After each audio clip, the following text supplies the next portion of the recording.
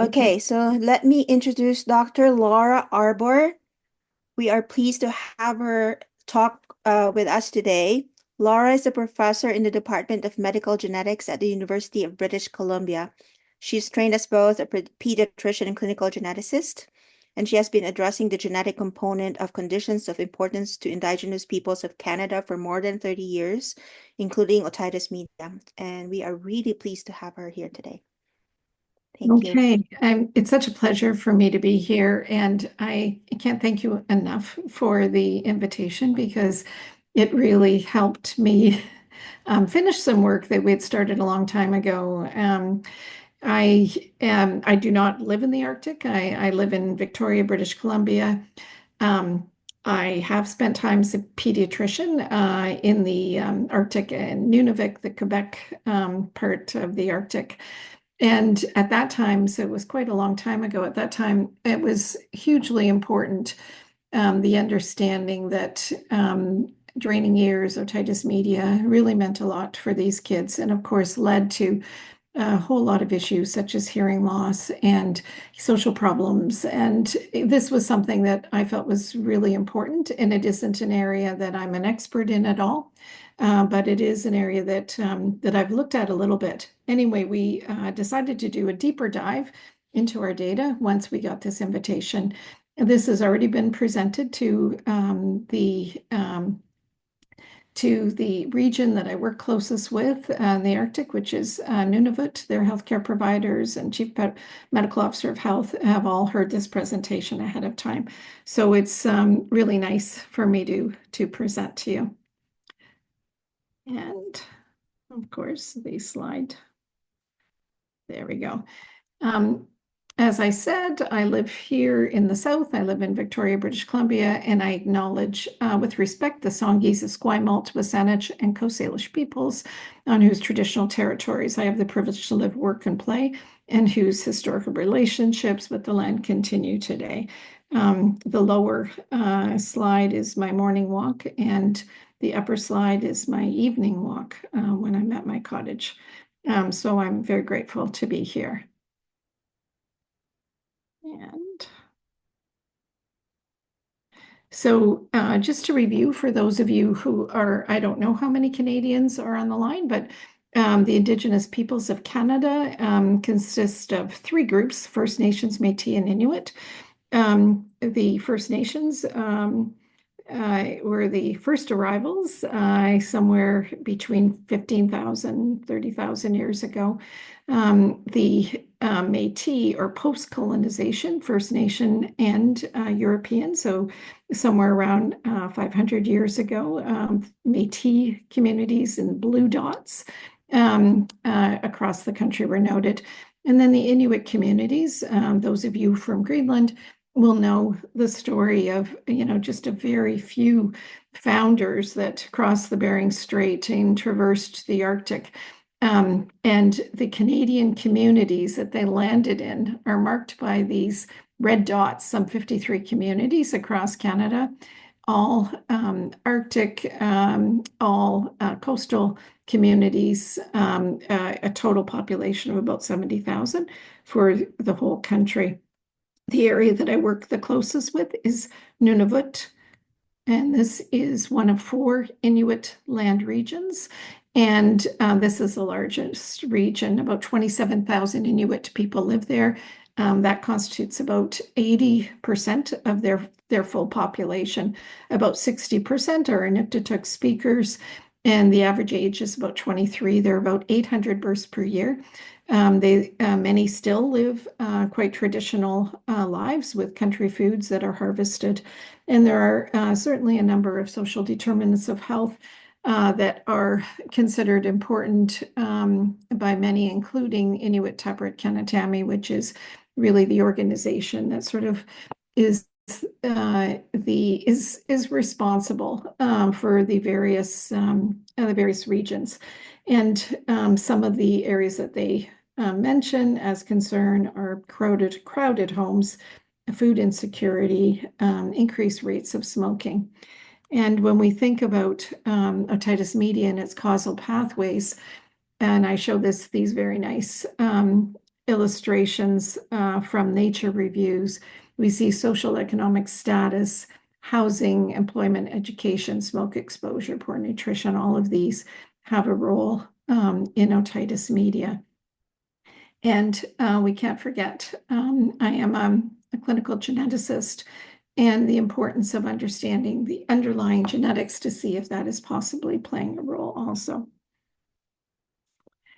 So as long as I can remember from work in the Arctic, and this is partly attending the International Congress of Circumpolar Health, which is held every 3 years, with people like Preben and others that are around the circumpolar world. The discussion about otitis media has been frequent, and there's been concern. There are not a lot of publications in Canada on it, and this is an older cohort that was published, although recently in 2020 was actually before 2010, so in the 1990s. I think it was started around 1984 up to about 2010. They were able to actually look at some of the determinants of otitis media and other respiratory conditions. But in fact, there's not a whole lot of publications on otitis media in Canada. This was an interesting First Nations article that looked at First Nations of Saskatchewan, and these were school-aged children, and actually found that the First Nations had lower rates of otitis media than their rural counterparts. There were some 300 First Nations children and over 2,000 non-First Nations children. It was evident that there was a much higher rate of breastfeeding in the First Nations than there was in the non-First Nations, and that was something that was considered as a potential benefit. So the reason I believe I was invited to give this talk is because my PhD student, Saoirse Collins, did some work understanding whether the gene called CPT1, the Arctic variant, and this is where I always wish I had an audience to say, has anybody heard of this? This is a metabolic gene. It's a mitochondrial enzyme that's important in the way that fat is used for energy.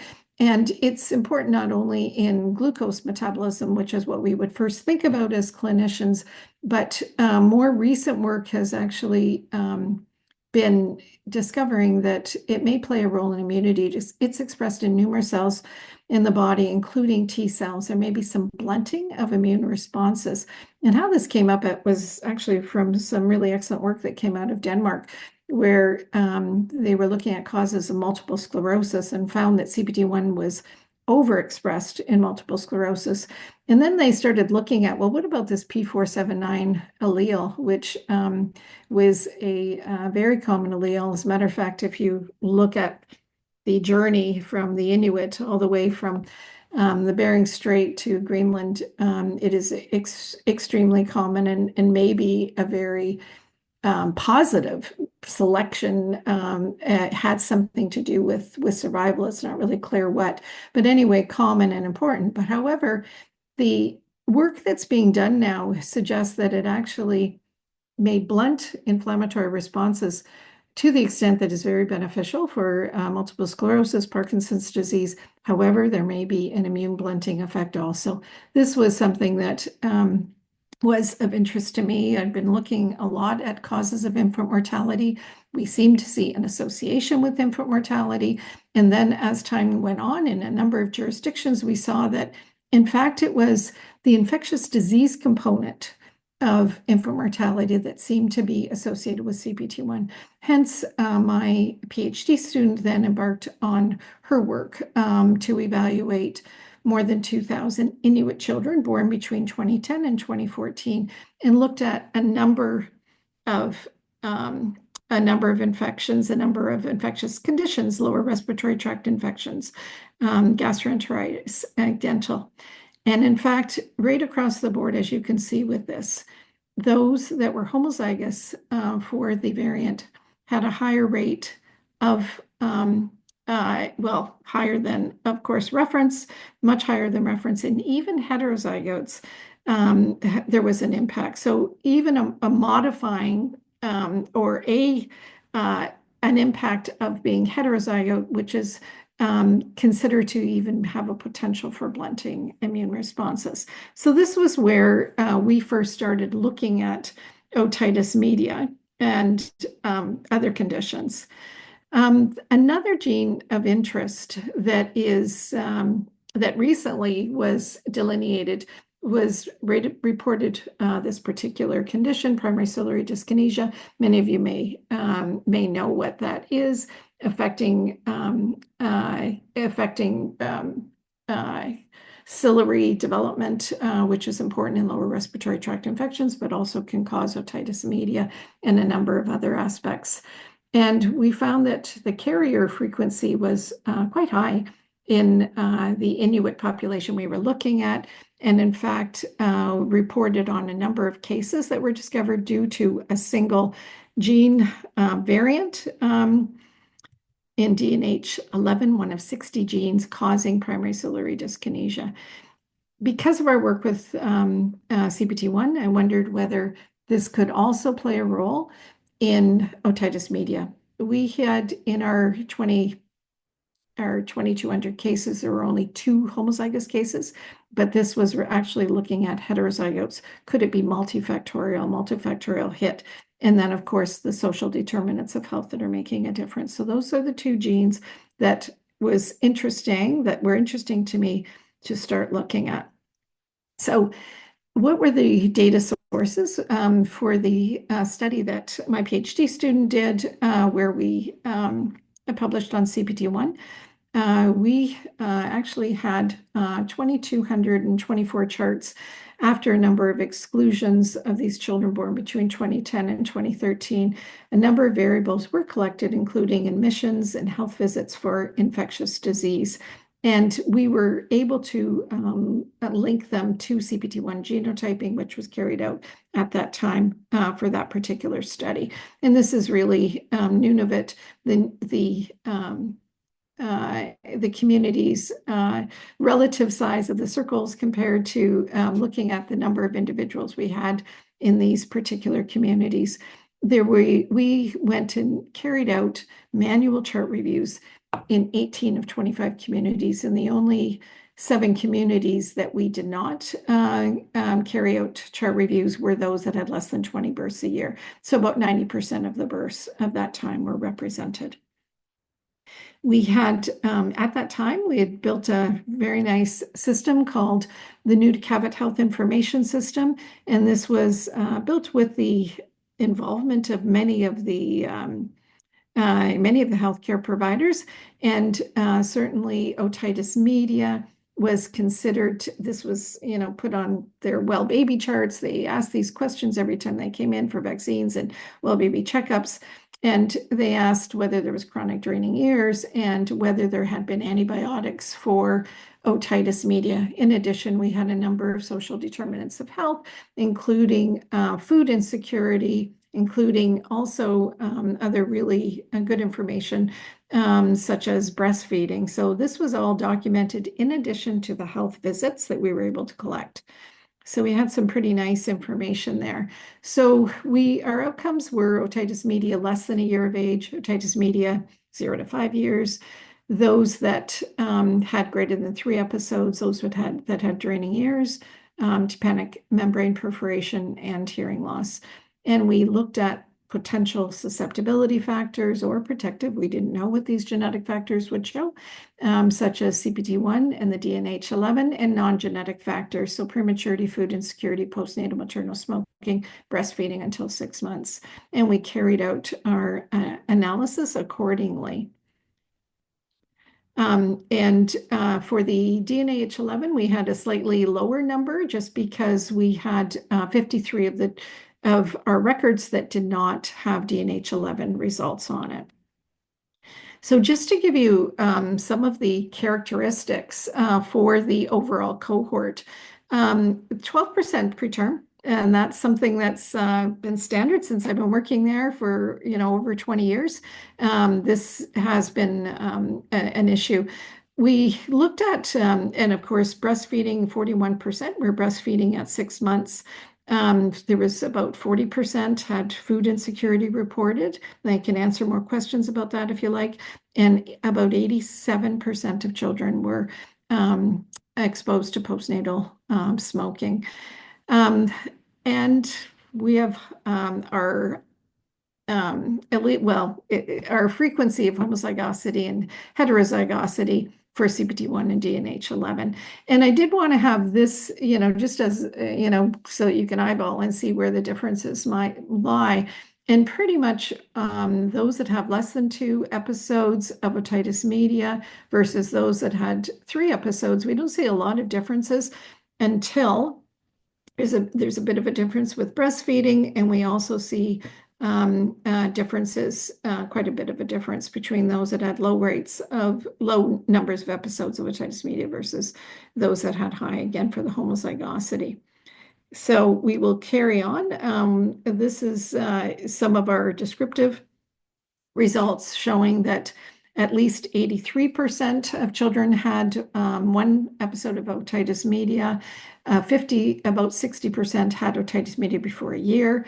More than 3 episodes of otitis media, about 56%, more than 10%. So that's a lot. About 22% had draining ears, and about 15% had documented tympanic membrane perforation. We had a range of 0 to 33 episodes of otitis media. I wanted to see whether there was any effect, any impact on hearing loss. So we looked at hearing loss at 5 years, which was also on our forms. What you can see is even when adjusting for sex, preterm birth, breastfeeding at 6 months, there is a significant risk for hearing loss with more than 3 episodes of otitis media. Some of our additional outcomes, and if we're looking specifically at otitis media and draining ears, this is where we start seeing some of the interesting results here. So we adjusted for sex, preterm birth, breastfeeding at 6 months, food insecurity, postnatal maternal smoking. What we see is some for both draining ears and for otitis media more than 3 episodes, we see what appears to be some nice protection with breastfeeding, and that's a good message to provide. We did not see any differences with maternal smoking, and mainly that has to do with the very high rates, you would think.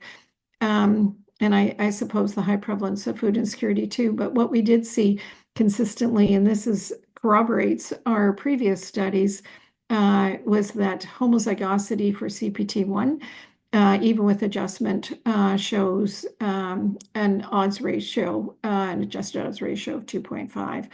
And that is for both draining ears and for more than 3 episodes. Draining ears was kind of interesting when it came to the DNH11. What it looks like here is that this variant, and this is again important in how cilia is developed. I don't know if there can be some advantage. Sometimes we see heterozygous advantage with other genes, but what we see is a lower odds ratio, a protective odds ratio, even with adjustment for the DNH11 when it comes to draining ears. I don't know what to make of this. This is the very first finding. Nobody else has looked at this in a population, but I do think it's interesting. So in conclusion, the current study corroborates our previous work that suggests that CPT1 P479 variant is a risk factor for otitis media and other infectious diseases. There is an association with repeat episodes of otitis media that's greater than 3 episodes, and hearing loss. There is no evidence that the DNH11 heterozygous variant confers risk for otitis media. Not sure what to make of that. That looks like protection. We'll be looking into that in a deeper way. Breastfeeding until 6 months is protective. There was no evidence of an increased risk or protection with the other non-genetic variables assessed. So thank you very much, and I am looking forward to any feedback. Is that okay if there's questions, or do you want to go on to the next presentation? We could go on. Oh, wait, but you mean you're done, right, Laura? That's short and sweet. Yeah, it is. Yeah, I kind of planned it for about 20 minutes with 10 minutes discussion. So I guess it was kind of what I planned. So, I it, don't do you want, there's certainly a number of extra slides that I could elaborate on other issues within, such as the CPT1 variant, et cetera. But how about if we take some questions? I don't see anything on the chat. Does anybody have questions? Please go ahead and unmute.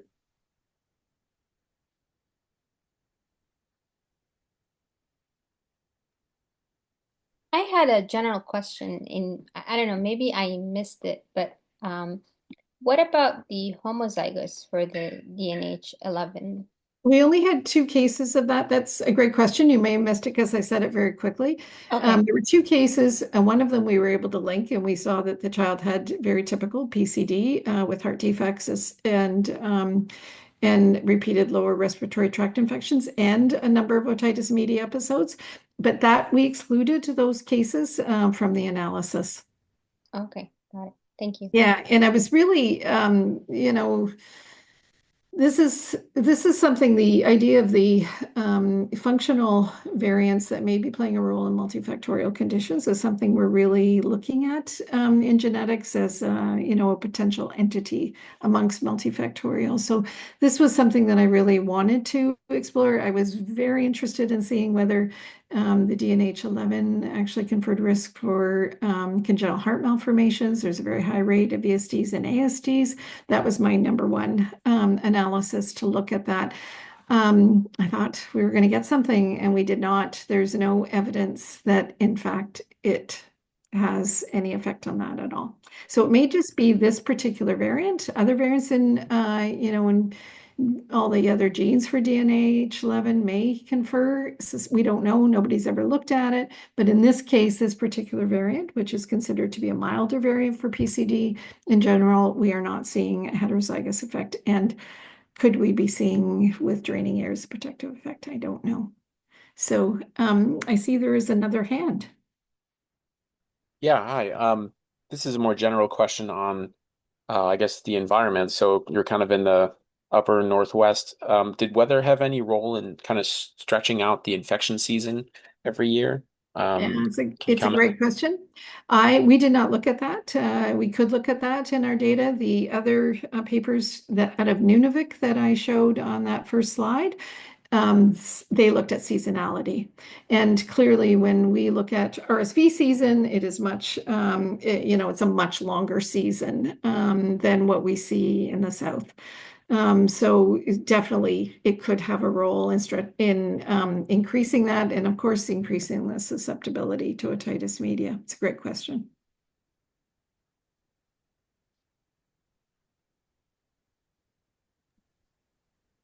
Go ahead, House. Hi, I'm sorry, I came a little bit late and I'm not delaying my presentation by asking this question, but I was really interested in the Australian setting where I'm going to talk about Aboriginal and Torres Strait Islander people are really a bit antsy about genetic research. Yeah. And the issue around kind of victim blaming that, oh, it's just your genetics, as opposed to all the stuff we're doing as non-Aboriginal people to contribute to your lived experience, which is kind of really why, Yeah. your disease expression is happening. So I don't know, I'm interested to know whether you had any pushback or what the context is in your setting. I'm so pleased to get that question. It's also certainly a concern right around the world with Indigenous populations about what it means to study the genetic component of health. This has been something I've been working with Inuit and First Nations in Canada for more than 30 years since I was a resident. And it is something that has taken a long time for trust to develop, and also just the comfort and understanding that because there is a genetic finding doesn't mean that it's negative or that it will have a negative connotation. As a matter of fact, when I first did my congenital heart malformation work, many people were happy it was done because there's a fair bit of social determinant of health blaming. If only you had eaten better, if only you had not had this exposure or the other exposure. And then to know that, sometimes it's just part of being human, that there's a genetic variant that plays a role in health is something that is comforting. And so as the years have gone on, we've been able to do more and more genetic research in a very positive way. We are speaking about that at the European Society of Human Genetics this coming week. I'm leaving tomorrow. I'm speaking with Alex Brown.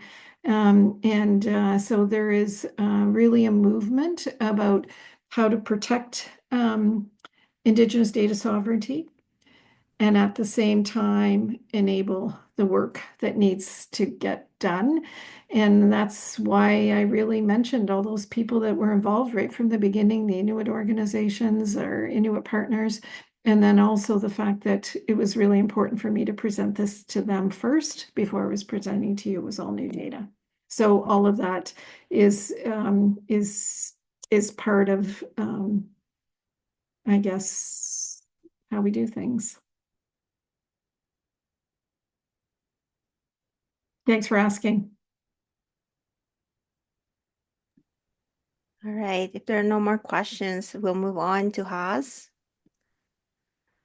Dr. Hasantha Gunasekera is the professor of pediatric priority populations for the University of Sydney. He works as a general pediatrician at the Children's Hospital at Westmead, with a particular interest in ear disease among Aboriginal and Torres Strait Islander children. He's a board member of the Academy of Child and Adolescent Health and one of Australia's Aboriginal community-controlled health organizations. Take it away, Haas. Thanks for coming. Okay, can everyone see my screen and hear me? Because Yes. I'm Amish in terms of my technological skills. They just tell me if something's not working. So look, thank you so much for inviting me. It's a real honor to be here. And I see Peter Morris as one of the names in the audience, and he was my PhD supervisor and probably knows 10 things for every one thing I know about Aboriginal ear disease. So if I have any questions, I might just defer to him, but I assume that's you, Peter, and Menzies. But anyway, it's great to be here and thanks for inviting me. I'm happy to take any questions as we go. So I'm talking about the Australian context, and I'm actually not an Aboriginal person, but have been working in this space for about 25 years now. Peter was my supervisor, I think, in 2005, and I've worked with multiple organisations across Australia, but I would like to acknowledge that all of this work comes from the hard work of Aboriginal research officers who have been the ones at the coalface gathering all the data, and I acknowledge that I'm coming to you from Burramuddigal land, or the Darug region of what you would know as Sydney in Australia, and I pay my respects to Aboriginal people, past, present, and emerging, and also any other Aboriginal people or First Nations people from any country joining today. Just to let you know, I don't have any conflicts of interest. I do work in the Aboriginal sector on multiple government committees and the Australian Institute of Health and Welfare, but none of that is paid. But I do say I'm open for business. So if any of you are rich and would like me to say anything, just send me a check, and next presentation I'll say whatever you like. But at the moment, I don't have any conflicts. So Otitis Media obviously is a topic that you guys know well, so I'm not going to talk about that in general, but you may be interested to know that this has been in historic documents for literally thousands of years across Egypt, India. You'll be familiar with two of Italy's famous anatomists, Eustachius and Valsalva. So we've had thousands of years of knowledge about otitis media, but where are we in 2025? Just about every child gets otitis media. So we haven't really solved this problem. What I would say is that the severe disease and people dying from this disease and the catastrophic versions obviously are much less common, but that's probably to do with engineering and water and sanitation and, a whole lot of other things, not so much doctors and working out how to treat ear disease very well. So I'm going to talk a little bit about First Nations or Aboriginal and Torres Strait Islander children, which is my main focus of work. And they have a much higher burden of disease, as we've already seen. Does it matter if every child is getting otitis media anyway? Why are we studying this? So it's kind of not otitis media, I think, that should be our focus. It's what is sometimes described in the literature as the otitis-prone child, or in other words, it's the children who have early otitis media. That's a predictor of bad disease. The children who have recurrent otitis media, and there's definitions for that. The children who have persistent otitis media and prolonged and complicated, so perforations. And lo and behold, First Nations children around the world tick all of those boxes. And why does that matter? So the children who have that type of otitis media, well, that matters because of hearing, speech, language, but also a lot of other things people may not realize, like just balance and falling over and behavior disturbance in school, and then the process of developing your neural networks and audio spatial development, and then the school performance. And you may know, associations with justice. So in Australia, for example, where Peter works in the top end in Darwin, there was a study of juvenile justice, and 94, from memory, 94% of Aboriginal young people in juvenile justice settings had terrible ears. Now, that doesn't prove that it's the cause, but that's catastrophic. Like when almost every child in the juvenile justice setting has bad ears, that shows you that we need to do something. So this is actually from Harvard and is part of their early child development series. There's a lot going on. Now, does anyone know, you can put it in the chat, how many connections, these are neuronal connections, how many connections are formed every second on average in the first 2,000 days? So that's in the first several years of life. How many neuronal connections are being formed? What do people reckon? 1 per second, half per second? Because this is really the critical thing for us, because when we're talking about ear disease, what we're saying is that as 1 million neuronal connections are being formed every second for the child's first 3 or 4 years of life, if they cannot hear, if they're getting a mixed signal, if they're getting a muffled signal, if they're hearing 10 million words or less, which is the evidence, compared to children from privileged backgrounds, what is that doing for the lifelong trajectory of that child? What can we do to stop that trajectory from happening? And we know the 1,000 trillion connections based on anatomical studies. They're not guesses, actually. It's from biopsies. And the only way of getting to 1,000 trillion connections is 1 million connections per second. So you can imagine that little baby that you're seeing sitting there lying, pooping, crying, sleeping, not doing much else. The reason for that is there's a lot happening inside the skull, and we need to make sure they can hear. And we need to make sure they're getting auditory signals to set up all of those other processes. So otitis media is a massive problem amongst Aboriginal kids. So this is a map of Australia that you may not have seen before that highlights the Aboriginal, or some of the Aboriginal communities in Australia. So when we talk about Aboriginal health, obviously it's artificial because there's multiple Aboriginal communities in Australia. It's not just one. Torres Strait that you sometimes see are a group of islands at the top end, just north of the mainland. And I have been lucky enough to work where all those stars are. So I have worked in health in 5 of Australia's 8 states and territories, and most of the ones out of Sydney have been in Aboriginal health settings, including Darwin, where Peter works, which is the top one, but also Alice Springs and Western Australia and other places. So I just want you to know that when we talk about Aboriginal things, if you work in Australia, you have to know your local Aboriginal community. It's not just, a generic thing. So I'm an independent director for this Aboriginal community controlled health centre in in regional Australia. And these are innovative solutions to the major problem of health outcomes amongst Aboriginal people. So in this setting, you have Aboriginal communities running the health service. So they're in charge, they have the priorities, they source the funding. This covers health, it covers mental health, dental, preventative health. So they're really wonderful, innovative centres. It just isn't enough of them. So First Nations children globally, what is the burden of ear disease? So this is just bad ear disease, this is perforations.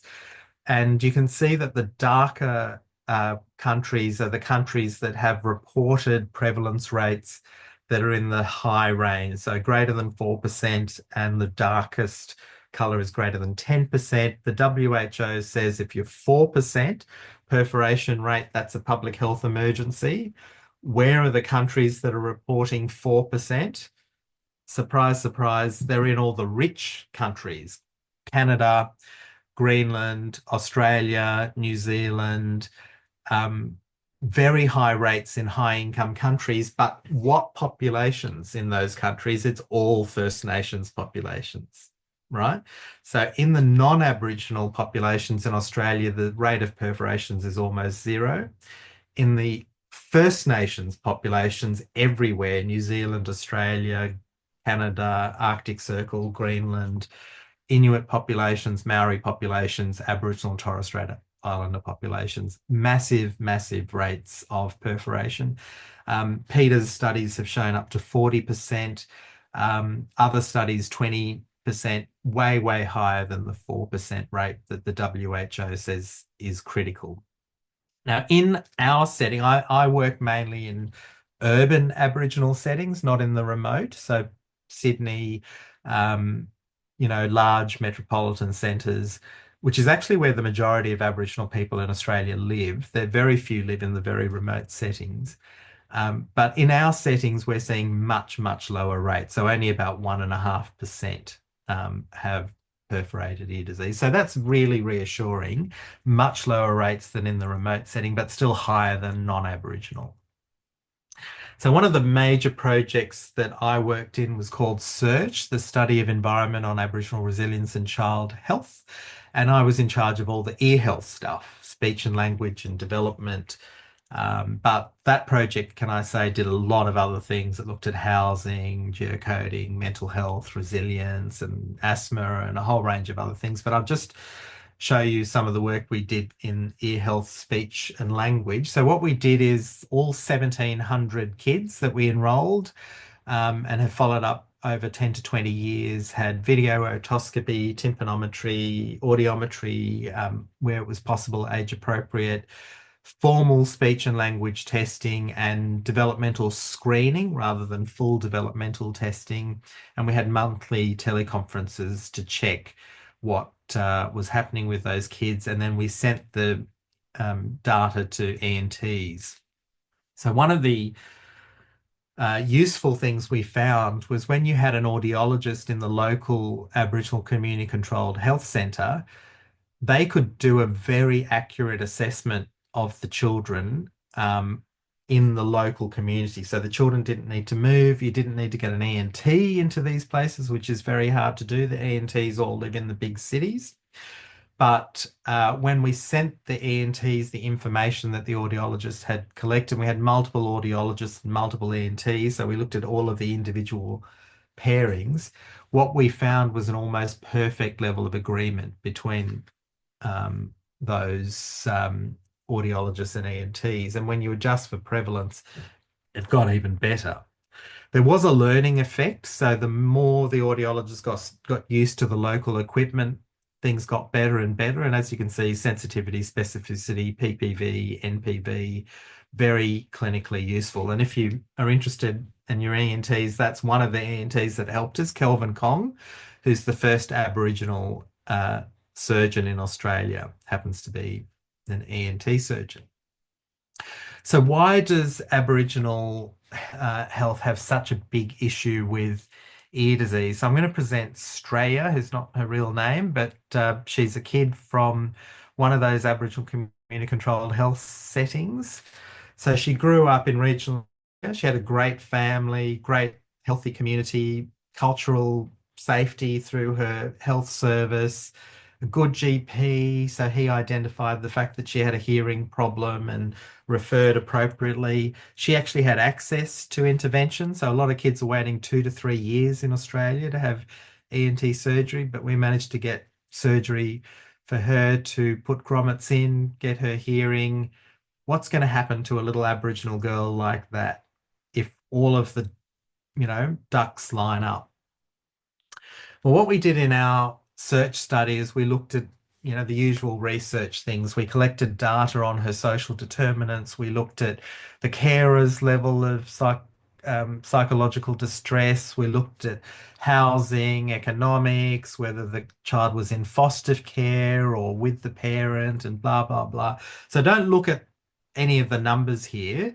The top left-hand section is where everything is pretty positive, and the bottom right-hand corner is where things are problematic. So lots of carer distress and having to move house a lot and lots of ear infections. And you can see that in that corner, 80% of the kids had some issue on the developmental screen. In the top left corner, where everything was going swimmingly, the parent was looking after the child, they weren't in foster care or anything, they didn't have psychological distress, they hadn't had lots of ear infections, everything is brilliant. In fact, lower rates of developmental concern than in the non-Aboriginal population. So what we're showing here for an individual child is it's not being Aboriginal that's the issue. What's happening is Aboriginal people have the lived experience where there's lots of social determinants that are leaving you into problems. And where you have food security and stability and money and a happy parent, there's almost no developmental risk. Where you have food insecurity and a lack of a safe environment and no money and the other issues, you have lots of developmental concerns. So really the issue is not what we do in medicine, and I've been guilty of this. We say, oh, so I'm talking about this disease today. What's the risk factor for this disease? Aboriginal is a risk factor. So what we're saying there, the impression we're giving is Aboriginal people are more likely to have disease X. What we don't say is what I think we should be saying, which is a much more complicated statement. What we're saying is Aboriginal people are more likely to have had lived experiences that result in them being more likely to have this disease. And the lived experiences are not from them. The lived experiences are quite often from us, from non-Aboriginal people, from the history. You may be surprised to know that there was a thing in Australia called the stolen generation. This is official documented stuff. This is not made up. The Australian government took Aboriginal children away from their families because they were Aboriginal. And they put them in non-Aboriginal families because they thought that would be better. They'd be able to grow up in a rich environment and go to a local private school, and that would be good. But all of these kids were taken away from their families. Just imagine what that does. What about all the introduction of diseases accidentally from Europe that Aboriginal people were not, exposed to? What about displacement from their land? And these were actual laws, that there were laws in Australia forbidding Aboriginal people for speaking their own language at school. They had to speak English. They were not allowed to speak their own language. So just imagine what all of that cumulative effect is on disease burden. Lo and behold, higher burden of disease. So what do we want? Like, what's the goal here then? What do we want? So we want equity, right? And you would have seen this slide showing that we need a few extra boxes and then the person can look over the fence and everyone's equal. So I don't like this slide. And what I think is going on is this. So not only is the person on the left there on 10 boxes, they're actually in a corporate box, when they're watching sporting events, they're drinking champagne and eating Wagyu steaks in their lovely corporate box environmentally, the sound environments and everything. They're loving every minute of it. Whereas the other people are in a hole that's been dug. That's what's actually happening. So that's the reality. And even this slide I don't like because it implies that the person on the right, this weak little short person, is, inferior to everyone else. And even that is sending a message. It's a baseball match. Is that culturally sensitive? Like, that's got nothing to do with me as an Australian. That's an American game. You see all these cultural biases that we can see when we look at things in more detail. And you may be familiar with this because it was an American that said this. And I just loved it when I heard this, the affirmative action of generational wealth. So we talk about these affirmative actions. We need more women in positions of power. We need more Aboriginal people in this, and we see that as affirmative action and unfair. It's a bias. It's a discrimination. The one thing we never talk about is the affirmative action of privilege and wealth. Having generations of power and having your position. What about that? Like, that is affirmative action as well, but that affirmative action is never spoken about. So anyway, that's the way I come to this. What we need is maybe not eradicating this disease, but we need to even the playing field a little bit. We need to address that through the health determinants, I think, not through other means. And we need to do that with spending, and we need to have more Aboriginal surgeons like Kelvin and more Aboriginal nurses and more Aboriginal community controlled health sectors. And we need to have research that is based on community needs. So that community led approach, which is what, the Australian Aboriginal community controlled health sector is showing us. And that's 50 years old now. It's the 1970s that those started. So what are some of the innovative solutions? Well, I think a start is money. We need to spend some money to do this. And the evidence is very clear. The AIHW is the official repository of these data in Australia. It's not an advocacy agency. It's actually where the official data is. And there's no one who would doubt in Australia that the burden of disease is 2.3 times higher, like everyone accepts that. But the spend is 1.4 higher. So we're literally spending less money per person on Aboriginal health than you would expect just for burden of disease alone. Whereas the government talks about closing the gap, like we're doing all these things to help, we're doing all this extra programs to make a difference. Well, you're not even spending the money you would need to spend to maintain the gap as it currently is over time. Like, the spend is not even that, let alone extra to close the gap. And one good example of that is in Australia, the primary care workforce is about 25 full-time equivalent per 100 people, but the government funds only 11 per 100 people in the Aboriginal community controlled health. It's pretty obvious, isn't it? Like, it's not rocket science. It's pretty obvious what we need to do here. So one of the things that I was involved in is called the HEALS program, which is Hearing, Ear Health and Language Services. So that was funded by New South Wales Health initially and now donor funded.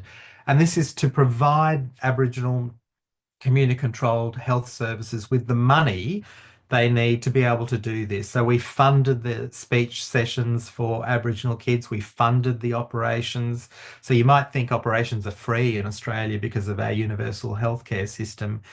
Yes, but you can be waiting 3 years to have, what's the point waiting 3 years to have grommet surgery if you're a 2-year-old, So it can take a long time. So we funded that surgery within weeks for a lot of those kids, as well as speech, soundproof rooms and employment and a lot of other things. So that's a great program.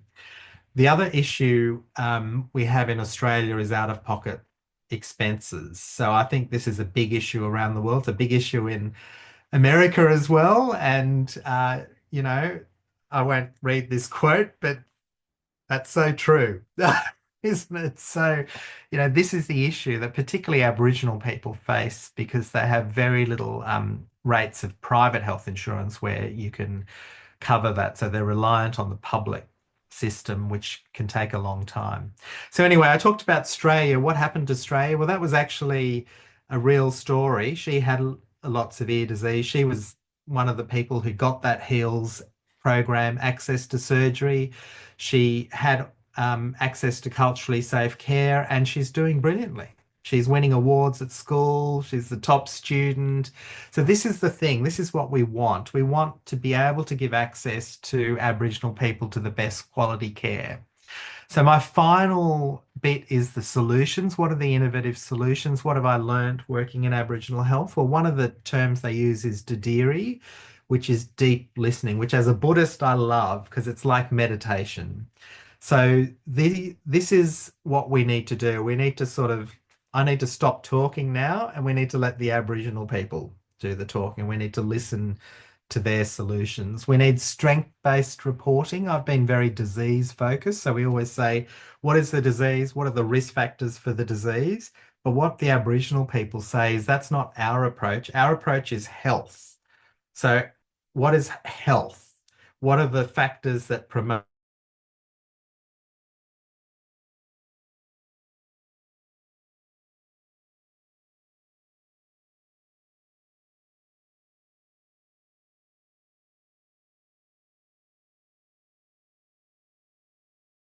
as well? One of the innovative things that I'm indirectly involved with is there's a couple of ENT surgeons in Australia developing artificial intelligence tools so that in remote settings where you don't have ENTs, you don't have a lot of expertise, that we can develop tools that will directly help decision support at the local point of care testing. So that's well underway. There's OM guidelines, which I really would have loved to have shown you, but I think I'm just not going to have time. But those are we managed to get otitismediaguidelines.com somehow. I don't know how. Those are specifically designed for Aboriginal kids, but and Peter Morris was on the expert panel for this as well. I think he may or may not agree. I think anyone can look at those because it's based on evidence from around the world that obviously is mostly from randomized control trial in non-Aboriginal people. And they are great guidelines. They're very clear. You can look at the diagnosis by saying discharge, bulge, blah, blah, blah. I don't know what's going on, and it'll tell you what the diagnosis is. Or if you're confident that you know what's going on, you can go straight to the diagnosis and it gives you clear management. If you don't trust us, you just click another thing and it will show you the evidence that we're basing our decisions on. You can look at it yourself and you can make your own decisions. So I strongly recommend those guidelines. I think they're really good. And my final comment is a message from one of the Aboriginal people that I love. It says, when you're in a medical consultation, treat every consultation as though you, the healthcare provider, are the guest. Don't be the host. You be the guest and let the patient be the host.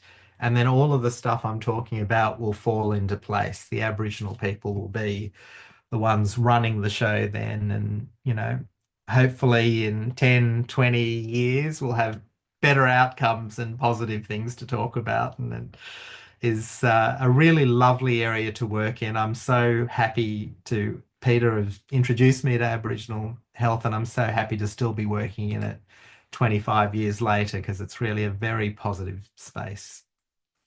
So I'll leave it there and open up to questions.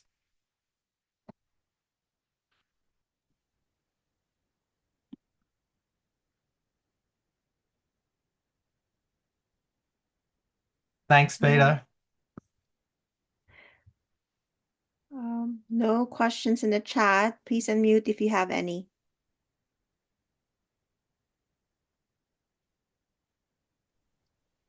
Hi, Preben. Nice to see you. I finished on time, so I didn't eat into your slot. So I look forward to hearing from you. I have one question. Thank you for a powerful talk. And so, given the disproportion of the burden of otitis media in the Aboriginal children, has there been any evaluation of the pneumococcal and the influenza vaccine uptake in these communities? Do you know, like, what's the coverage? Would vaccination shift the disease trajectories, like especially Interestingly, in yeah, urban versus remote? that's a really good question. And you'd be interested to know that the rate of vaccination at 5, right? At 5 years of age, the rate of completed primary infant vaccination is higher for Aboriginal kids than non-Aboriginal. So we have done a really good job of working in the child space. The Okay. trouble with Aboriginal health is in the adult space, so everything falls apart later on. But we've done really well. When I say we, like everyone Yeah. working in child health.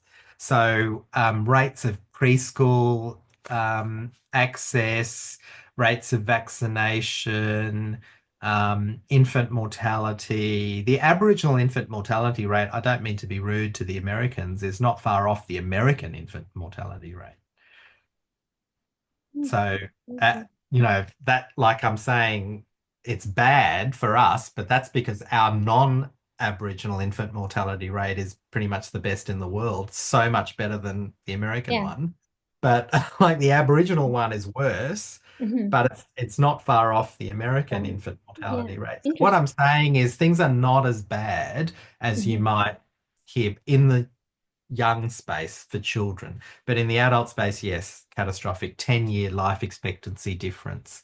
So, yeah, the vaccinations have been great. The trouble is the vaccinations are not helping very much. So, influenza vaccine, a little bit of help, but short term. Pneumococcal vaccine, a little bit of help. Um, the Hib vaccine is not for the type of Hib that is causing otitis media. So the issue is that it's having slight effects, but not really much. And we've even done vaccinating of mothers to try and protect the newborn baby, like lots of Mm-hmm. research. And Peter and other people actually, not, I don't do that, but lots of other Australian people are working in those areas, and a little bit of an effect, but not the panacea we were hoping like 10 or 20 years ago. Thank you. Interesting. All right.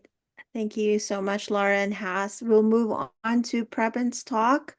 Preben, while you're prepping your slides, I'll go ahead and introduce you. Dr. Preben Homøe is a professor in otorhinolaryngology at the University of Copenhagen and Zealand University Hospital, Denmark. He is also an adjunct professor at the University of Greenland. I wouldn't hazard saying what the first part of the university name is. It's just too difficult for me. I think I'll let you say that, Preben. He has been studying otitis media since the 1990s, especially in Greenlandic children, published internationally, have led follow-up studies and introduced workup schedules for healthcare personnel in Greenland. And he has been a visiting ENT specialist. And I really like it that he's been a great advocate, engaging politicians in hearing problems among children in Greenland. So please go ahead, Preben. Thank you for giving this talk. Thank you for inviting me, and I hope you can hear me. Maybe you can answer. Can you hear me? Yes. Yes. Yeah. Maybe I could add a little to Has, and hi Has, and hi to everyone. Also Laura, my good old friend from Victoria. Nice to be with you here. And maybe I could add a little to the pneumococcal vaccine. It's exactly in Greenland as Has said from Australia. It doesn't have a big impact, and also examination schedule is not followed so regularly by the Greenlanders, unfortunately. But it doesn't have the effect that we hoped. Well, I'm going to talk about infectious middle ear disease and hearing in the Inuit of Greenland. I'm situated in Denmark, and maybe, as you know, Denmark and Greenland are gathered in the Kingdom of Denmark and has been that for more than 300 years. So Greenland and Denmark has a long-term collaboration, or whatever you would call it, and we have close relationships and a lot of family in Greenland and also here in Denmark. I will try to. Why doesn't it change?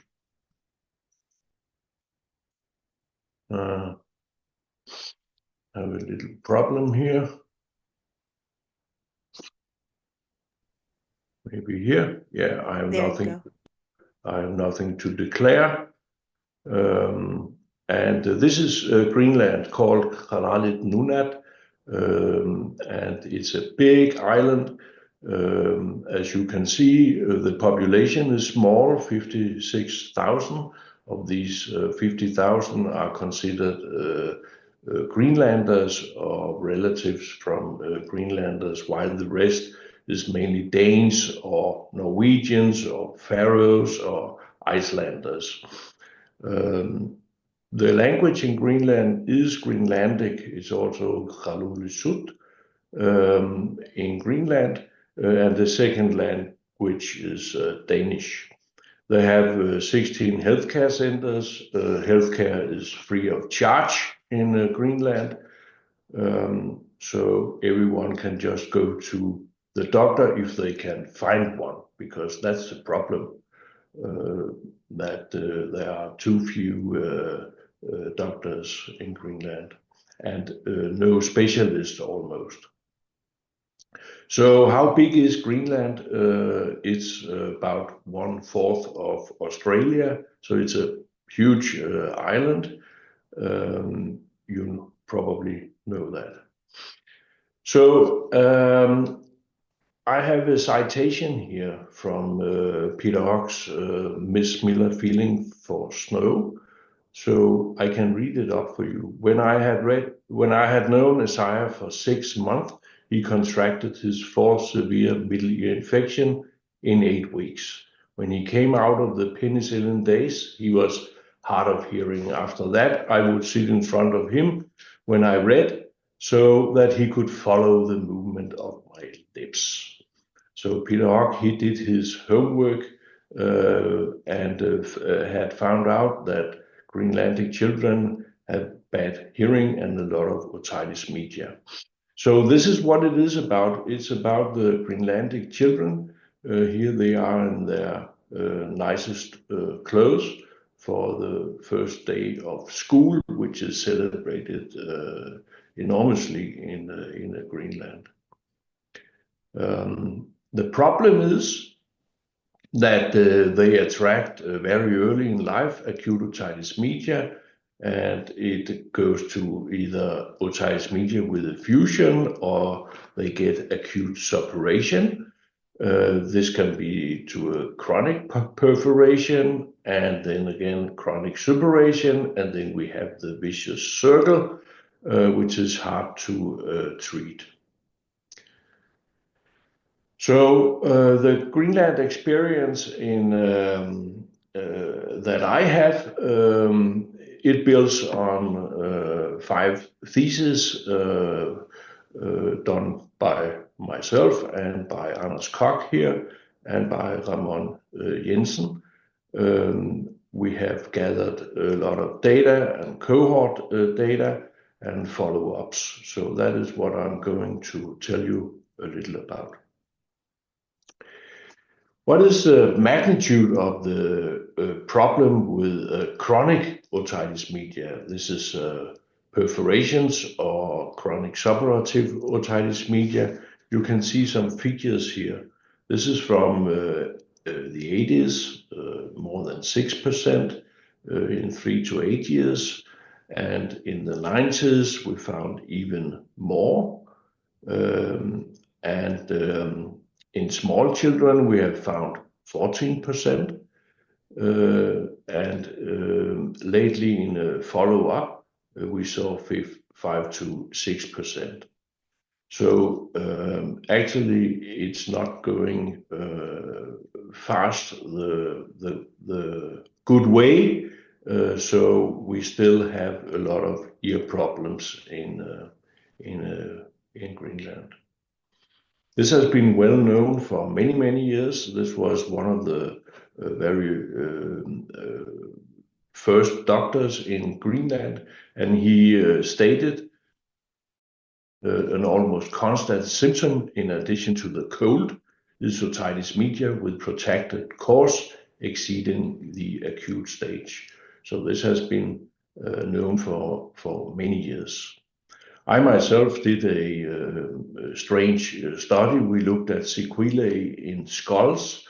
There are a lot of skulls gathered from Greenland. They are stored safely in Copenhagen. We could see that skulls from before the colonization of Greenland, which is said to be in 1721, we saw less sequelae in the skulls than later on, and even at present. So some indications because of this points towards an increasing trend in infections after the colonization. And this is, of course, known from many places all over the world. We made a study, a birth cohort study, followed children from 0 to 4 years. And there we found this incidence rate of 14% of chronic otitis media. We have also followed these children up, and you can see here we followed them up when they were 18 to 24 years old, and we found 17% of incidence, and prevalence, I should correct myself, and in 11 to 15 years old, 19%. So it is very, very frequent. You know, WHO states that a prevalence of more than 4% indicates a massive health problem that demands urgent attention. But unfortunately, there are many other problems in Greenland. So this attention is not very much directed towards ear problems.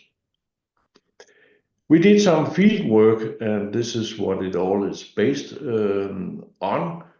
Traveled around and did our studies with a small ambulatory setting. And here you see this is Ramon, he's examining a young guy. We did some teaching and bribing, of course, to get more into the studies. And we also did a hearing test in as silent rooms as possible. So why do Greenlanders have all these ear problems? Yes, the short answer is we don't know, but we know some risk factors associated. And this is, of course, upper respiratory tract infections that are very, very frequent. And crowding, there's a lot of crowding in the households. Lack of breastfeeding, which is probably a surrogate for bad nutrition. Daycare, smoking, siblings with in the household. If the parents have had otitis media, if they have a low social class, which is abundant in Greenland, and of course ethnicity. So children of two Greenlanders have more problems than children of mixed ethnicity and Danes in Greenland. If they have had their first otitis media episode before 12 months of age, they are in a high risk. And then we also have found some indications that season of birth may be a risk factor. We have also looked at risk factors associated with chronic suppurative otitis media. This was in the prospective study of the 465 children. We found daycare and smoking in the household, chronic otitis media history in the mother, frequent upper respiratory tract infections, and then being Inuit. They were not all significant, but with a highly elevated hazard ratio. So if the mother has had chronic suppurative otitis media and short schooling, the risk of developing chronic suppurative otitis media is quite high, as you see in boys. It's 45%, and in girls 40%.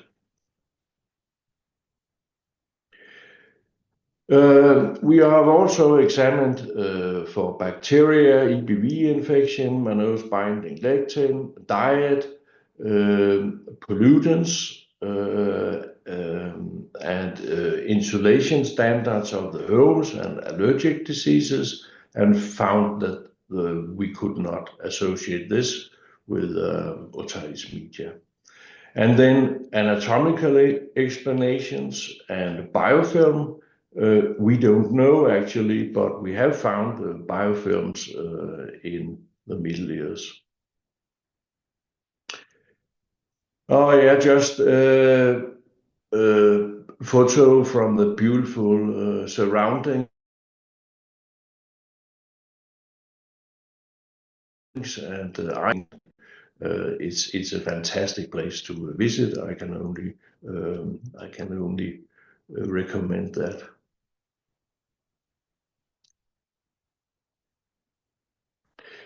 So we have good history from Greenland, and it is that if we define chronic otitis media as more than 40 days of suppuration, then we can see on the long term that 75% of these tympanic membranes, they will heal. But if we define chronic otitis media as 3 months of perforation, which is mainly done in the ENT business, you can see that only 40% will heal, and they will not heal to a normal tympanic membrane. So, but it's good that there are some natural healing. So a bad thing is that this affects the hearing.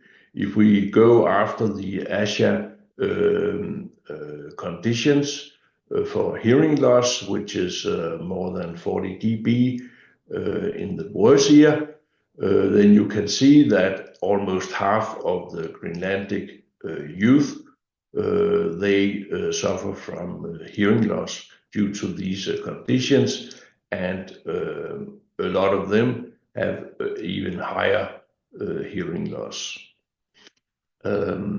If we go after the WHO criteria for hearing loss, which is more than 25 dB on the best hearing ear, it drops dramatically to 2 and 3% in the same cohorts. The very bad story, actually the ugly story thing is that if we have a situation with chronic suppurative otitis, 90% will have a hearing loss more than 15 dB, and 50% will have a hearing loss more than 25 dB. And 1/3 of the parents are even not aware that their children have a hearing loss. What are the risk factors for hearing loss? It's age, it's being a male, it's having present chronic suppurative otitis media, and also former chronic suppurative otitis media. And as you can see, 3 out of 4 with hearing loss is caused by otitis media, and the others mainly by noise traumas. The real problem is that hearing loss affects communication. delayed language and delayed cognitive development, and a lot of sick leave, school problems, and social difficulties. The even more ugly story is that sometimes it gives these complications, and we see all of them in Greenland during the years. Of course, not frequently, it's a small population, but we do see this. The last news is that we have done a study in school children. It's called School Behavior Health Examination, and we had more than 2,200 children, and 5% of those they mentioned that they actually could not hear in school because of hearing loss. And we have also done some recent studies, qualitative studies, where we have interviewed parents to these children, and they actually tell quite awful stories about social stigmatization. So it have a lot of impact on the families. So what to do in Greenland, Greenland as we call it. It's a multifactorial, multi-problem, so we have to do quite a lot. I will not go into what we have done in total, but I can show you this diagnosis and treatment algorithm that can be used. So if you have ear discharge, yes or no, you go this direction, and yes, you go this direction, and then you end up with a solution for how to manage the children. We hope, as in Australia, to improve the situation, but it's not easy. It's not an easy job. We hope that the politicians will invest in ear and hearing programs, more information about the disease. And then recently we have produced a video education film that is put on Facebook, so the children can, or the parents can get some education about what otitis media is and how to behave. Yes, this is from the very northern part of Greenland, actually the Thule base in Qaanaaq. So it's very far north. I will thank you for your attention. In Greenland, it's you say "Qujanasuaq," which means thank you. So thank you for listening to this, and I'm ready for questions if you have some.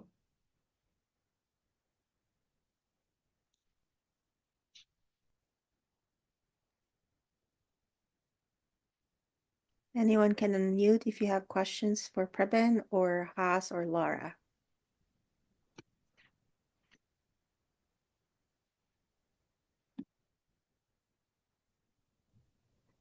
I'll just ask both Haas and Preben, do you see that things are getting better? Haas, I got the impression that you did, but I wasn't quite sure. And Preben, are the draining years better? 20% is what we're seeing. Wondering about whether there's something, an anti-inflammatory, something that can make a difference with these. Shall I start off? Yeah, you go first, Preben. Okay. After COVID, we have probably seen a drop. We don't know why, because in Greenland they actually didn't close down. They closed down for visitors from outside. But if they have learned more about hygiene, that could be part of it. Learn maybe a little more about not bringing their children to each other for gatherings when they are sick. I don't know, but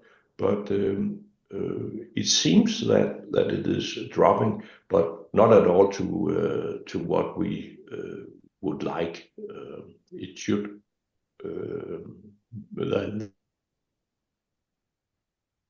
There should be much more attention. What do you say, Has? Yeah, I think maybe I'm being too optimistic. The rate, I mean, it's still a big issue, and I know from a colleague of Peter Morris, Amanda Leach, who is doing some vaccine trials in the territory that I'm peripherally involved with, so they're following up the kids like, like a trial very regularly and whatever. And like, it's depressing. They're still seeing very, very high rates of ear disease amongst the Aboriginal kids there in the trials. And like the two arms of the trial didn't seem to be much different. So, the control group, but even the vaccinated group. So it's still a big issue. I would say though that like there was a lot of evidence of that sort of 30-40% prevalence perforation rate. These are in like well-designed cross-sectional, not just people presenting to healthcare, but actual population cross-sectional studies, 30-40% perforation rates. You're not seeing that now, but it's still kind of like they're getting 15% sort of, 20%, still very, very high rates, but certainly better than they were.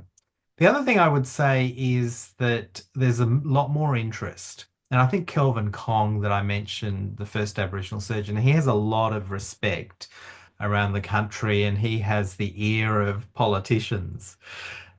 And there've been specific research funding schemes for Aboriginal ear disease, actually. You know, I think there's hope, is what I would say, that people are sort of starting to realize that this is actually a big issue for Aboriginal populations and more attention needs to be focused. But can I say that it's all gone away? No, it's still a big problem. Both of your talks were really powerful, amazing. Preben, you mentioned anatomical. Is there any evidence that anatomical differences can predispose to draining ears? What we think we know is that the short and horizontal eustachian tube may be more abundant in persons attracting otitis media. But there's only one study. I think actually it is from Canada, Laura, and it's very old, but it's hard ethically to get approval for doing X-ray studies or whatever studies. We actually tried to look at it in the skull series that we, Yeah. but they are not in a good shape. So we cannot measure by any means the eustachian tube. But yeah, it could be interesting, but maybe it's more of a academic question. I don't know. And then we have the genetics, as you know a lot about, but we cannot get approval from the ethical committee in Greenland to do these studies, although we have blood samples, but they will not allow us. Yeah, it would be you've got so many excellent studies that that you can draw from, and of course the genetics on top of that may help. But I guess the big question is how does the trajectory change? how does it improve with the work that you've done, Preben, your whole life, your whole career, not maybe not your whole life, but your whole career, and just to see the problems continue, it's just hard to know what the answers are. Yeah, it is. But I still believe, I think has also do that attention is what is needed. In early days in Denmark, in the poorer areas, Otitis Media was also a huge problem. Now it is only because of daycare, I think. We have a lot of Otitis Media with effusion and a lot of tubulation and grommets, which is not offered in Greenland. But I think attention about hygiene and all the social conditions are probably the most important.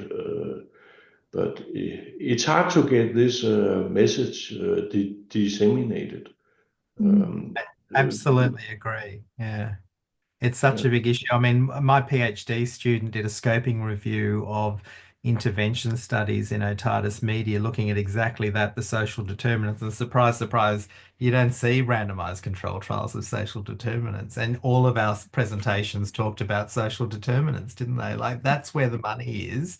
But the trials are all in vaccinations and antibiotics.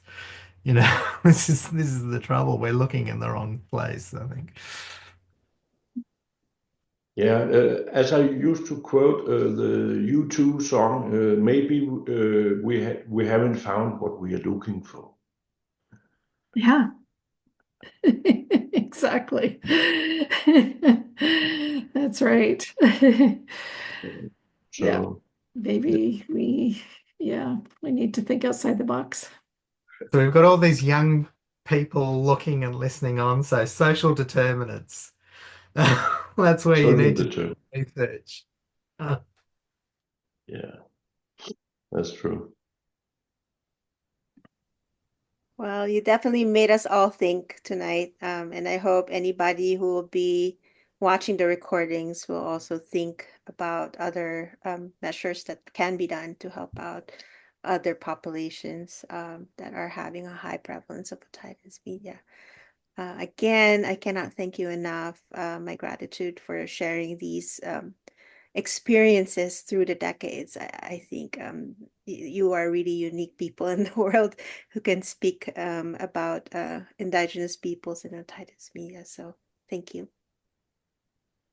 Thank you. So much for the Thank you invitation. for allowing us. Much, everyone. Thank Nice you. to see you, Preben. Been a Yeah, while. nice to see you both. Preben, maybe I'll see you in Nuuk. Yeah, maybe. Yeah, we'll see. Yeah, Yeah, in we can Nunavut. talk about otitis media. Yeah. Well, we do have a fourth speaker, so for those Oh, of you who okay, want to good. stay, it is intentional that we are talking about resilience. And Rita will be our lead for the workshop. Rita is our co-investigator in the COMMeND project. She's been sharing her experiences with us since the start of year one.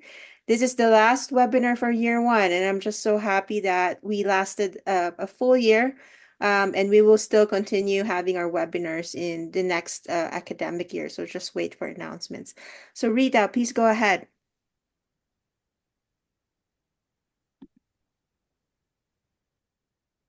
Okay. Sorry, couldn't find my unmute button.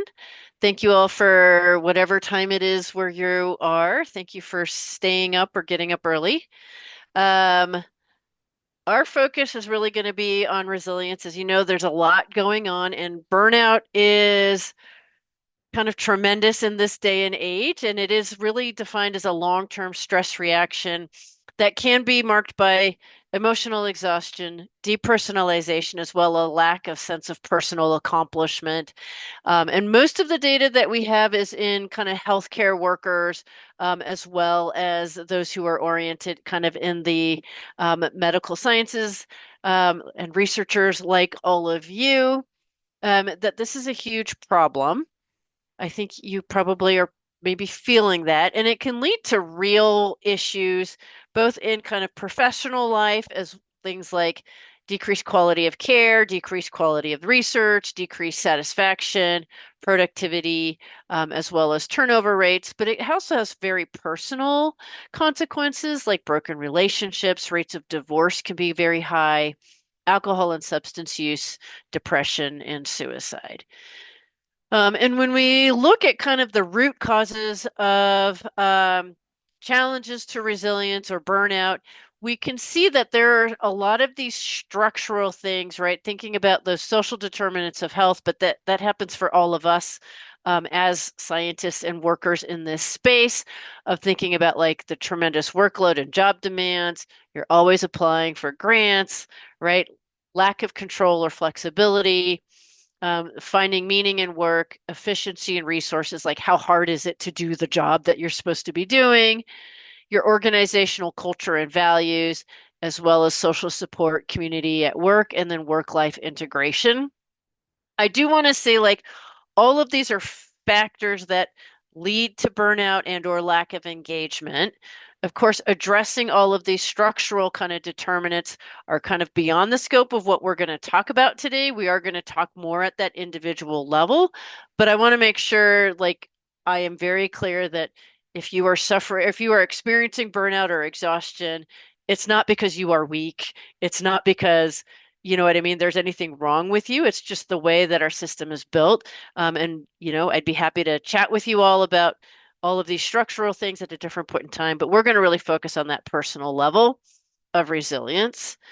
And this is the Duke resilience model. And so basically what they did is they did a deep dive in looking all of the literature out there about like what makes people kind of more resilient or less resilient to all of these external factors that are creating stress in our life. And so these are those 5 domains. So it's self-awareness, mindfulness, purpose, relationships, and self-care. And I'm going to do a mini dive just because of our time limit into each one of these. And a lot of it is going to be thinking about like, where are you in this space and what are you doing? So the first part about building resilience is about being self-aware. And when we think about resilience, there's actually several psychological factors that are at play.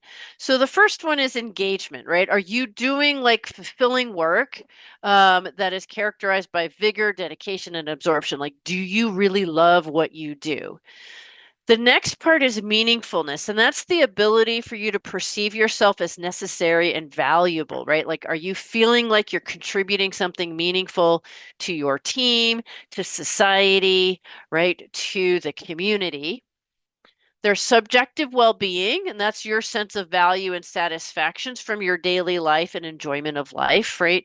Are you generally kind of more of a positive, like upbeat kind of a person, or is your natural tendency more kind of like a Eeyore, right, pessimist type of perspective taking?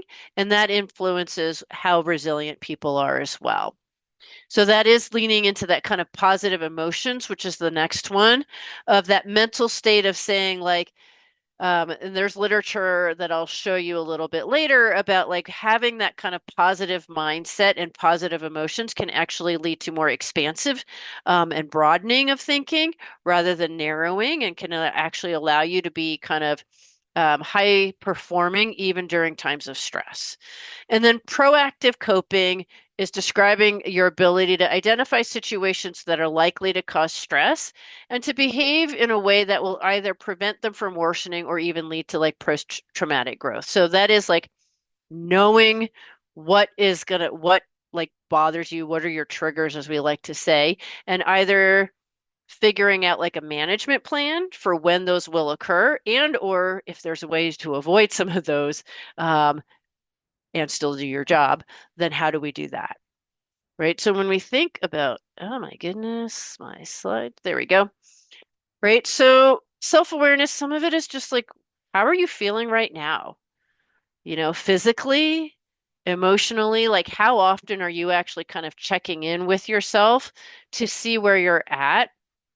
And it's also recognizing, are there things at work or in your work environment that cause you to either have anxiety, stress? How are you managing with them? And sometimes we'll notice that as a physical sensation first before we necessarily can recognize that emotional state. Like some people will feel themselves like, if you really pay attention, you can say, like, oh, right, like I'm starting to sweat because, or my heart's racing.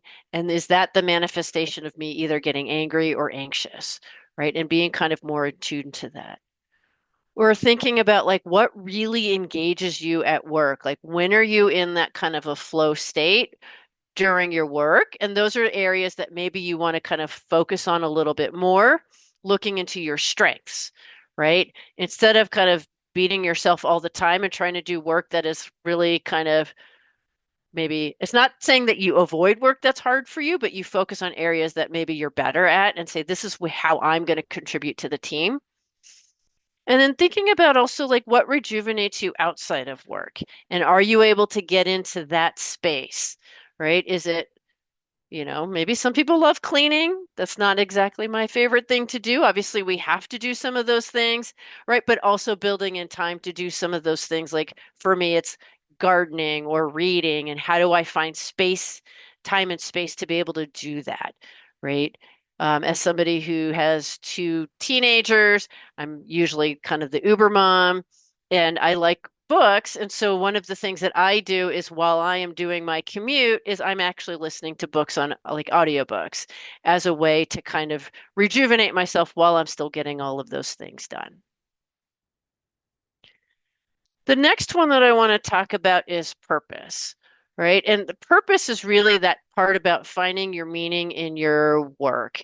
And so that is like, why am I doing the work that I am doing? What is in it for me like that brings me joy and happiness, right? Part of the reason I say that is it's very easy to get caught up in the I should do this. I should chase that next thing. I'm supposed to want a promotion. I'm supposed to want this role or that role. But the problem is if you don't really set your goals based on kind of what your true values or your mission statement is, you could actually be climbing the ladder of success only to realize that you're on the wrong building. Okay. And so one of the things I would love for you to do if you want to put in the chat is like, do you have a personal mission or vision statement? I'm curious to learn like what might your core values be? And how do you actually embody them both inside work and outside of work? Okay. And then also, when you think about that, how are you using them to guide your life choices? Again, there's often lots of opportunities, and if we're just chasing the next best thing, but it doesn't necessarily align. And again, I usually recommend people don't go after titles, but go after the work that you love. Okay, because those titles are going to kind of come and go. But, if you're like, yeah, sure, you could get this dean title or that, whatever professor title, but if it's not making you happy, then is that really fulfilling? And is that kind of building you up versus, right, feeling like work is a drudgery? The next component of resilience is self-care. And that is actually, right, doing the things that we're supposed to be doing, but we often neglect because we're usually caring about everybody else except ourselves. And so there's a lot of literature on what we call protecting your prefrontal reserves, right? So this is your prefrontal cortex. That is the planning part of our brains. And what happens is, especially in our current day and age where you have all of these inputs, right? You could be listening to a book on tape while doing a podcast and doing Duolingo and doing an email while listening to this, this talk that I'm giving, right? And doing 50 other things. And what happens is we can't actually multitask. What we're trying to do is actually just end up shifting like your attention from this to this to this to this. And after a while, it wears out your brain. Okay. And so the way to kind of protect that and allow yourself to kind of have that self-management piece of it is to even schedule like 30 to 90 minutes where you are just doing one thing, or you have 30 minutes, not when you're asleep, where you're not getting other inputs. Like I find myself often like working through lunch. So I'm eating and I'm trying to do work, but that's not actually helping me with my self-care, right? So it's called single tasking of like, I'm only going to do this one thing for this period of time. I'm not going to work on this talk and check emails and do my text and listen to a podcast or whatever it is. Obviously, making sure we do the basic core things about drinking plenty of water, eating healthy foods, getting enough vitamin D3, which is AKA sunshine, and then also making sure that we are, as we are going on like a 9:45 talk, managing our sleep, right? Respecting your circadian rhythms. Like, are you a night person or are you a morning person? Are you eating and sleeping and learning in those patterns that make sense for your body? And making sure that we're actually getting outside at least 5 to 7 minutes to kind of reset our suprachiasmatic nucleus, which is important for resetting kind of our brains. And then again, doing all of these, posture, breathing, gentle stretching, etc., and eating good food at the correct time. The other thing is I would love to hear from anybody who wants to post something in the chat, right, about, what happened here? Sorry, about like one thing you're doing for yourself in the last week. Again, it's not something that we often think about, but it's something that you are doing just for you. It's not for any significant others, not for kids, not for parents, not for patients, not for work, not for anybody else or anything else, but just yourself. Right? And thinking like, how are you actually doing that self-care? How do you build it into your schedule? Right? Like I often tell myself, all right, I'll go work out. I'm going to work out after work, right? And then the end of the workday comes and I'm exhausted and I'm like, the last thing I want to do is to go work out, right? So can I build it into my day where I'm like intentionally walking across campus from one meeting to the other so I get my steps in? Do I need to shift it to the morning? Do I need to build it in 10-minute little increments so that I can actually be a little bit more consistent with that? The next part of resilience is mindfulness. And mindfulness is simply being aware of what's happening right now without wishing it were different, enjoying the pleasant without holding on when it changes because it will, and then being with that unpleasant without fearing it's always going to be this way because it's not. And when we look at the literature that was generated by Barbara Friedrichsen, she basically says that all emotions are useful in the right circumstances. The challenge comes from when we kind of do this excessive lingering on particularly the negative emotions. And so part of it is recognizing, right, like there's a lot going on in the world right now. And you have to just kind of take a deep breath and say, like, okay, this is not going to last forever. How is it that I want to move forward with clear eyes? There is also some literature around gratitude. And so this was actually a study where they had people think about kind of what they called counting blessings versus burden. So people who are focused on what are they grateful for, like what are the good things that are going on, even if it's a tiny little thing, right? Like, I don't know, I had a good dinner today, right? The sunset was beautiful. Those little things compared to kind of thinking about the negative one actually have a positive affect, decreases in negative affect, so it decreases things like depression, as well as improving life satisfaction, as well as quality of sleep. Okay. And it was so much so in this one study that they actually could tell like this participant's significant other actually noticed that they were sleeping better. Okay. And some other things around mindfulness is again managing that technology. I sometimes forget that my phone has like an off button and I can mute it. So I'm not always having to kind of respond to it. There's also a lot of good literature around, again, trying to go into that positive space because it leads to that broadened thinking. And then when you are positive, you can actually become more positive. It's one of those like you have to practice thinking that way and it builds upon that. There was a study called Three Good Things. This was actually done in physicians. And what they had people do was just at the end of every day, think about three things that went well today and why. Right? Again, it can be relatively simple, like I gave a good talk today because I built it and I practiced it. Or my kid got good grades today, which makes me happy because I've been nagging him to work his butt off, right? Like little things. But when you do that every day, they did this study. They did one study where they had people do it for 1 week, and they had a different study where they had people do it for 2 weeks in a row. And they found that when you did this, they decreased burnout for even 6 months after the intervention, even if they didn't continue to do this three good things activity. Okay. And there's also a different study where they looked at practicing gratitude. And so they had people either write letters or call people to say thank you for something that they may not even have known. So it'd be like me going, Reggie, thank you so much for inviting me to participate in this COMMeND program. I think it's amazing. I really love how, inclusive it has been. Right. So that improves both Reggie's mood, but it also significantly improves my mood and actually decreases depression in a series of studies looking at gratitude interventions.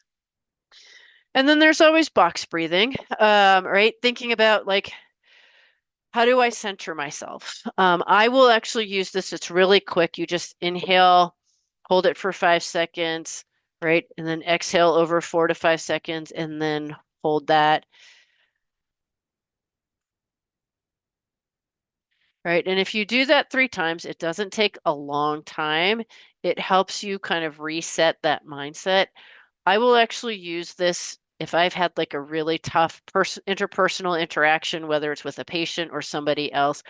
It helps me reset so that I am not carrying all of that into my next interaction, right? I don't know if you've ever had one of those grumpy days where you feel like you're just grumpy and then you bring that to the next interaction and then you make that other person grumpy and then that interaction ends up kind of, right, being a little bit more antagonistic than it needs to be. This is just a nice way of resetting.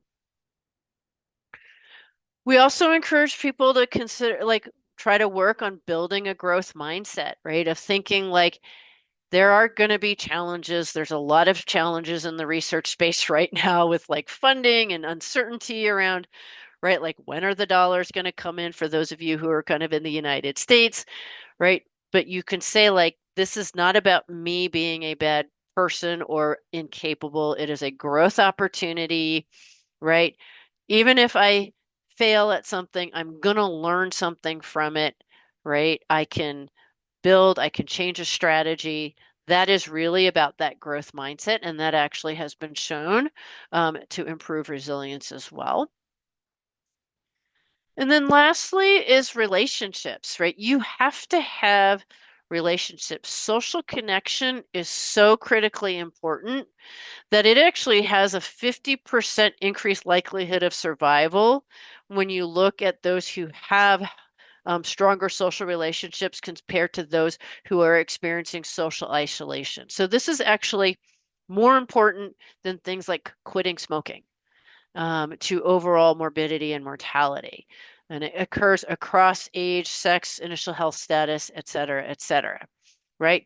And so some of this is that concept of, am I a human being that I can both love other people and also be loved, right? How many friends do I have and do I have enough of them?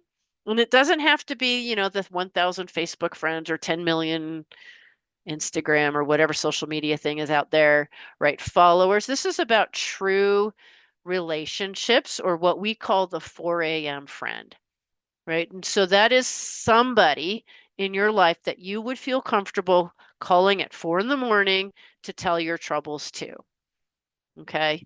And if you can say, yes, I have at least one person in my life that I can do that, you are much more likely to live longer than those who say, no, I don't have that person. Okay. And it's this capacity to be loved, right? And conversely, again, loneliness is such a disabling condition that it suggests like the pursuit of relationships is fundamental to well-being. All right, last couple of slides. I know a lot of times when we talk about resilience, a lot of people talk about work-life balance, and some people feel like you have to choose between life and work, and it really ought to be like 50-50 or whatever. I personally, that is not what I believe in because I just don't think it exists personally, right? Unless you can do this Dilbert, which I think is a stroke of brilliance, but I don't know is physically possible, right? So the secret to having a rewarding work-life balance is to have no life. Then it's easy to keep things balanced by doing no work. So simple and yet genius, and it was hiding in plain sight. Okay, the reality is for most of us, we probably are not independently wealthy enough that we can get away with no work. And so we can't get away with also probably having no life. But instead, I really encourage you to think about work-life integration. It's like that work-life harmony of finding, there are going to be times where work is going to ebb and flow in terms of balancing all of those things. Like even today, I was originally scheduled to go at 8 o'clock, but I had a dinner thing and I had to bring my kid to Taekwondo. And so I said, hey, Reggie, would it be okay if I went last today instead?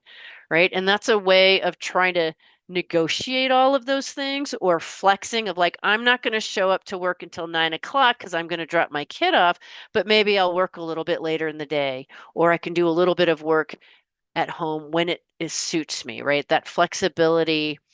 Some of it is control, and some of it is also making sure that when you have different roles, that they align in a way that is meaningful to you. And then these are just some resources and readings that I think are helpful for those of you who are interested. They do make these all in audiobooks. And so I will leave you with that. And there's also several resources and readings about how to manage well-being, and I will find my stop share and let you all go to sleep or ask questions if you would like.